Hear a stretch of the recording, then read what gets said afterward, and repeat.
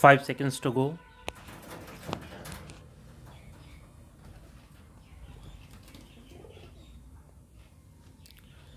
Start. A long time has passed and a reply from Pakistan is still awaited.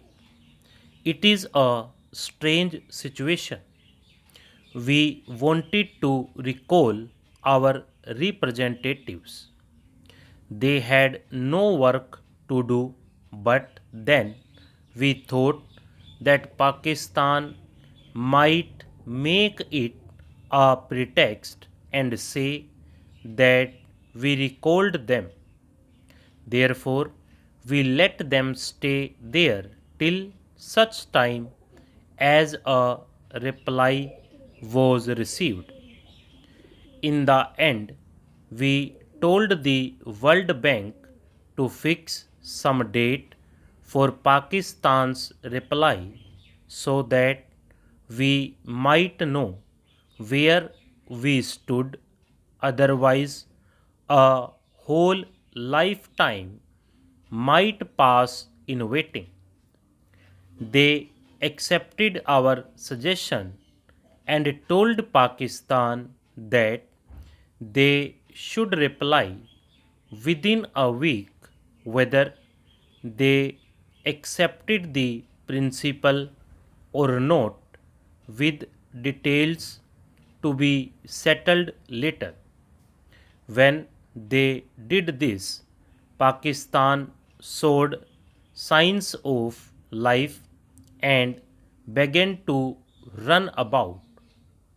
In the end, their honorable minister undertook the long journey to Washington. Many things were said about the issue, neither yes nor no, but that they would consider, and so on. The World Bank told them that this reply amounted to a rejection. Should it be taken that they had rejected the proposals, or had they something more to say? Pakistan saw how the matter would end. They felt that if they rejected the proposals and India accepted them, the consequences would perhaps not be good for them, because the effect would have been that our interim agreement would come to an end, the discussions would end, and the World Bank's suggestions to us to pay them crores of rupees would become ineffective. The rights of both sides were clear. Then the World Bank asked Pakistan to give a clear reply. We had made our arrangements for the return of our deputation, but only 3 or 4 days ago, Pakistan said that they accepted the principle underlying the proposals put forward by the World Bank, but they added that they could not give a final reply unless the whole picture was before them. That is the same old legal quibbling.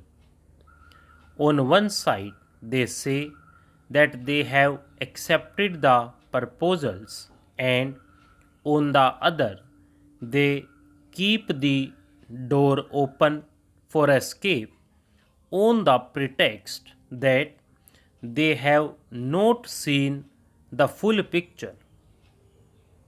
This is where matters stand at present. Meanwhile, when Pakistan did not accept the proposals, we wrote to the World Bank that we had been marking time for 3 months or so. Therefore, our agreement not to reduce the water supply no longer held good. We resumed our freedom of action. We were ready to talk when they or Pakistan wanted because we did not intend to shut the door to agreement. But the talks had ended and our delegation would be returning home. The bank people told us, however, that Pakistan's attitude was changing and that they were saying that they accepted the principle. Since there were chances that a way out would be found, the bank asked our delegation to wait for a few days more. Our representatives agreed to do so. The point is that our former agreement with the World Bank or with Pakistan for not reducing the supply of waters has ended. We have every right to reduce it, but we do not want to stand on legal rights in this matter. We want to do something which would harm neither Pakistan nor us. Therefore, we again told them that we would do nothing in haste which may harm the landowners and peasants in Pakistan. We would give them a chance to make their own arrangements. After all, we had to reduce the supply of waters, but we would do it having regard to the conditions. That is, we still stood by the principles which we accepted in the agreement of 1948.